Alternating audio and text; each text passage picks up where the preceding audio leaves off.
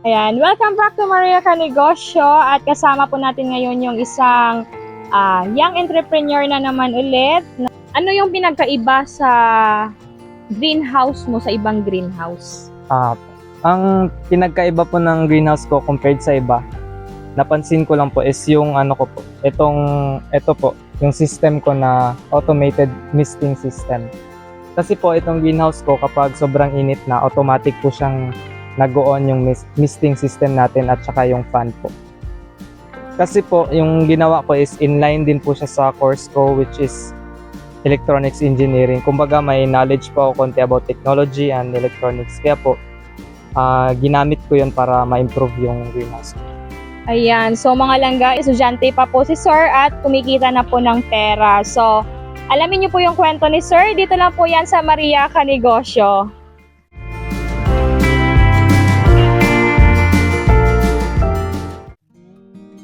Hello everyone, I'm Hernan H. Tikwala and I'm 23 years old. I live in Poblacion, Carmen, North Cotabato, and I'm currently studying at the University of Southern Mindanao, taking up Bachelor of Science in Electronics Engineering. I'm a graduating student this year. I'm a hydroponics lettuce producer at meron po akong maliit na greenhouse sa harap lang po ng bahay namin. Hindi po siya ganong kalakihan pero kumikita na naman rin po kahit papaano. Tapos since baguhan lang po ako, I'm still learning pa rin po kung paano siya ma-improve at mapaganda yung quality ng lettuce. Nag-start po ako ng hydroponics lettuce way back December 2023. Pero bago po yun nasimulan is nag-isip po muna ako ng mga anong pwedeng mapagkakitaan. Tapos sa school po, sakto naman po last year, maraming naghahanap ng torch.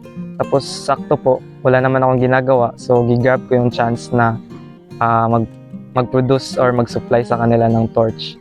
Kasi marami naman rin pong mga libreng kawayan sa amin. Yun po, nakabenta po kami ng almost 300 or 400 na pieces ng ng torch. Tapos yung kita po ng torch, kasi hindi ko siya gustong igasto muna sa luho or shoes, pagkain.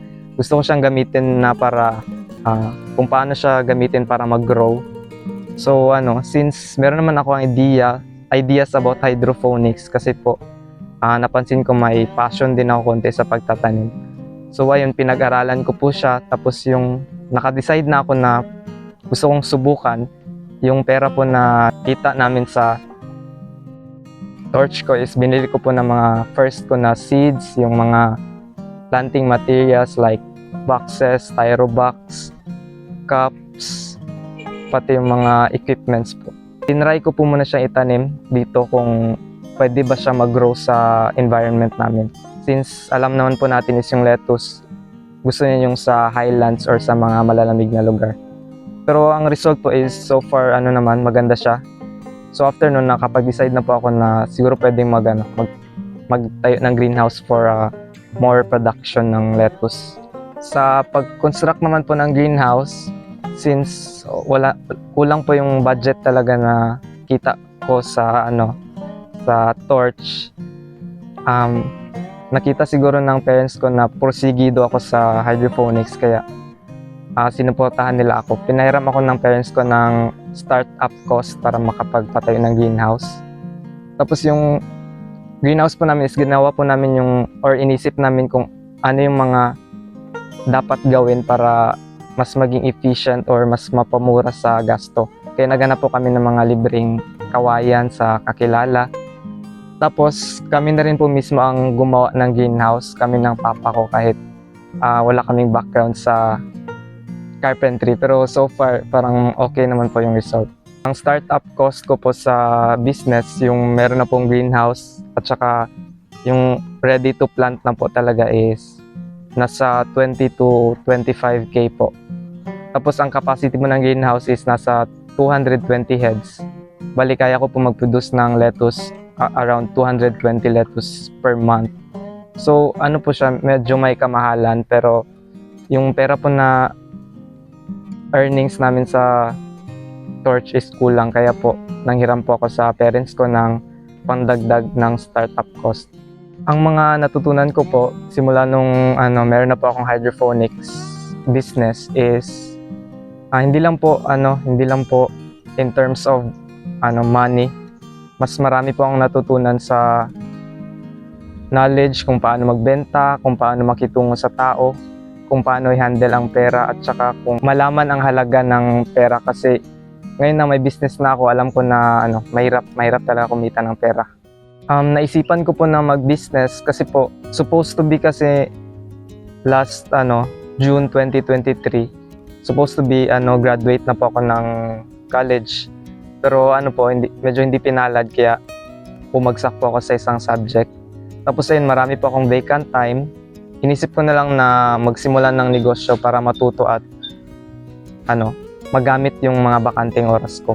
Ang mga naitulong po ng business ko sa akin is yung mga connections. Kasi po dati hindi ako masyado yung mahilig makihalubilo sa tao. Pero ngayon na meron na pong business is required siya, and then matututo ka talaga kung paano makitungo, kung paano i-handle yung mga customers.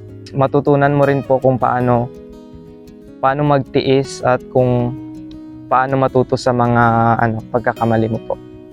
Sa pagsimula ko po ng hydroponics is hindi rin po masyadong madali kasi marami rin pong failures. Kasi po, yung hydroponics po is very sensitive kasi sa tubig lang po siya kumukuha ng nutrient. Kailangan po exact or precise yung measurements ng nutrient mo, ng pH level, temperature. Masyadong maraming bagay po ang dapat i-consider. Kaya po kung gusto nyo pumasok sa hydroponics or any business na gusto nyo i-pursue or career, photography or anything, do your research and pag-isipan po ng mabuti.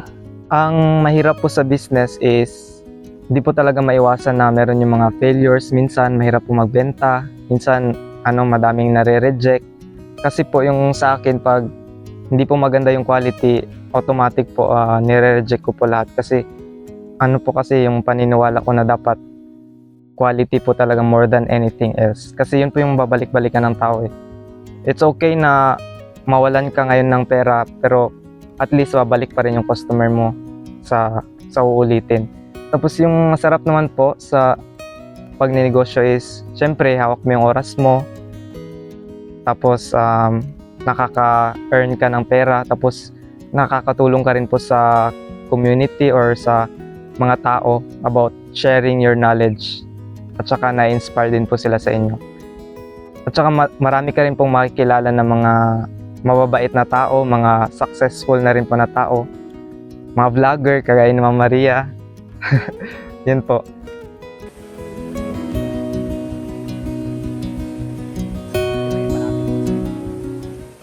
Ang advantage po ng system na ito is, ang tawag po dito is, kung familiar kayo, IoT or yung Internet of Things. Ibig sabihin nito is connected po yung greenhouse ko sa akin as long as may internet ako.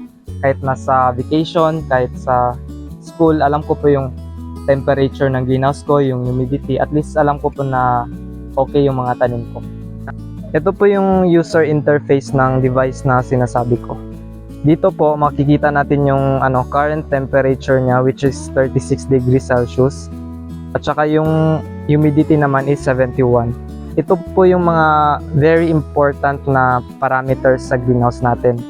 Kasi po sa hydroponics lettuce, kailangan po ang temperature is nasa mas mababa sa 40 degrees Celsius or dapat nasa 35, 36 or lower. Tapos yung humidity naman po, at least dapat nasa range ng 50 hanggang 60%. Kaya po yung greenhouse ko, kapag masyado nang mainit, pag mataas ng temperature, makaabot na siya ng 33 pataas, automatic po na mag-on yung misting system at saka yung fan po. Marami pong nagtataka kung bakit daw po ako pumasok or nag-venture sa hydroponics or sa pagtatanim. Yung course ko naman po is hindi siya related into agriculture, hindi rin po siya related into farming. Ang course ko po kasi is electronics engineering. So about ano po siya, technology. Tapos since meron man po akong passion or alam ko talaga sa sarili ko na gusto ko magtanim, gusto ko sa nature, naisip ko na what if i-combine ko yung technology with agriculture. Tapos yun po ang resulta. Maganda naman po ang resulta kasi yung greenhouse ko po is po siya, yung automated. Sa pag-start ko po ng hydroponics business, in-identify ko rin po muna yung mga target markets ko po.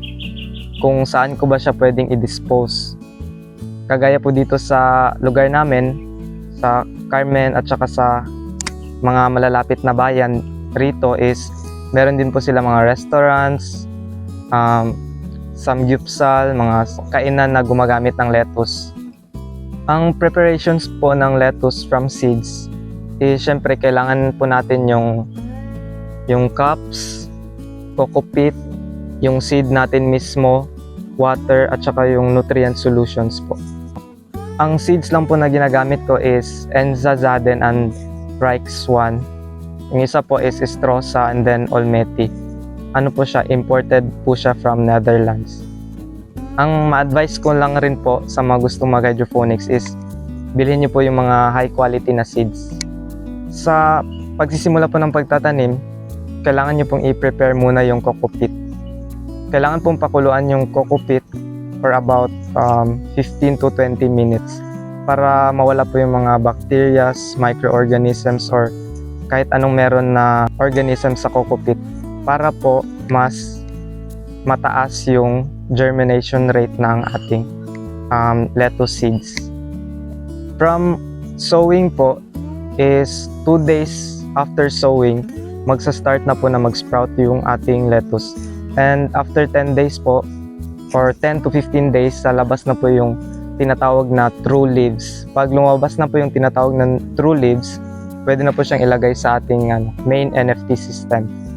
And after 40 to 45 days from sowing is pwede na pong i-harvest ang ating lettuce. Yung isang lettuce po is minsan umaabot ng 150 hanggang 200 grams pero depende po talaga sa variety kasi mas magaan po ang mga leafy greens na variety compared sa mga crystal lettuce. Tapos ang bentahan po dito is per cup, 35 pesos per cup po. As a young entrepreneur, hindi ko pa po alam kung anong mangyayari sa akin 5 years from now. Maybe maging successful ako or maybe I'm still broke or kahit pero ang importante po sa akin is yung ngayon. Kaya po tinatry ko po lahat ng opportunities or kahit ano man yan para mag-gain po ng knowledge, mag-meet ng other people, matuto kung paano makitungo at saka mag-build ng connections. And maybe because of that is ma-achieve ko yung gusto ko ma-achieve sa future. I started this business at a younger age kasi po gusto ko na habang maaga is matutunan ko na yung mga dapat kong matutunan or magkamali na ako sa mga dapat kong pagkakamali na magagawa para at least mas mahaba pa rin po yung time ko para ma-recover or ma-learn yung mga mistakes ko po. Na-advise ko lang rin po siguro sa mga gustong mag-start since beginner pa lang rin po ako and I'm still learning. Ang masasabi ko lang po is start small kasi po para kung mag-fail ka man, at least konti lang din. And I know na some of you meron na kayong mga ideas, thoughts, or mga bagay na gustong i-pursue pero minsan is merong hold back sa'yo yung mga what ifs mo. What ifs mag-fail, what if di mag-work, what if malugi, what if ganito, what if ganyan. Pero dapat you should forget the what ifs. Kapag feel nyo naman po na kaya nyo i-pursue or considering yung time nyo po sa pag-aaral, yung funds na kailangan nyo at saka yung effort na kaya nyo pong ibuhos is gawin nyo po. Yes, there's a 50-50 chance or malaking chance na mag-fail pero it's okay. Kaya nga start small para konti lang din yung lugi. Yes, you lost some money or funds but you gained knowledge and experience. Kasi po ang success ano lang po yun eh, it's a process. It's a process of learning, failing, learning, and failing, then learn again and then fail. Ano nga eh, di ba? Sabi na sa social media, di ba? Trust the process until time will come na enough na po yung knowledge na para ma-achieve yung success na gusto niyo. Po, tapos automatic din po talaga siyang nag-activate pag kailangan kasi meron po mga sensors na Oh, wow. So, yan mga langga. Kung gusto nyo po na lagyan yung greenhouse nyo ng ganitong device ay pwede kayo.